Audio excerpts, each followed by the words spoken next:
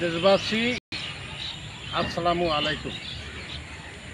আপনি হয়তো জানেন এই দুনিয়ার মুখ দেখার আলো বাতাস একমাত্র বয়ে আনছে আপনার মা।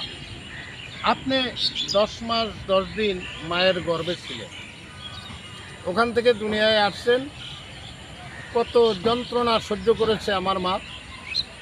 এবং আপনি যখন দুনিয়ায় ভূমিষ্ঠ হলেন, শিশু ছিলেন, মা আপনাকে যত্ন করলো, লালন পালন করলো, বড় হলেন।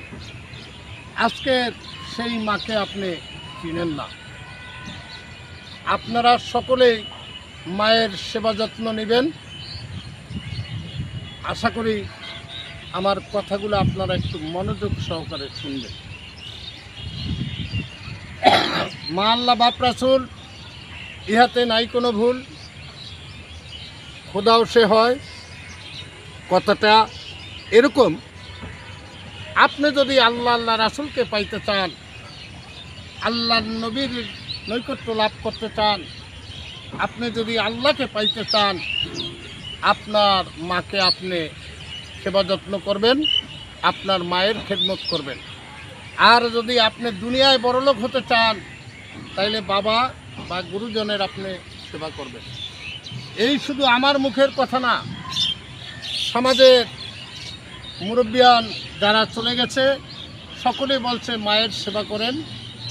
মায়ের সেবা করলেই আপনি আল্লাহকে পাবেন।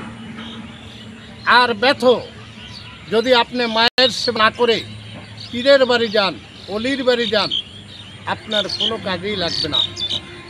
থাক এগুলি। যদি আপনি মক্কা মদিনায় হজ করতে যান, প্রতিনিয়ত কাবা ধরে পড়ে থাকেন, ত্রাণ পাবেন না আপনি। ওখান থেকে আপনি বাঁচতে চাইলে মা বাবার সেবা যত্ন করেন, আল্লাহ চাহে আপনি মুক্তি পাবেন। সকলের কাছে আমার এই অনুরোধ, এই কামনা রেখে আজকের এখানেই শেষ করছি। আল্লাহ হাফেজ।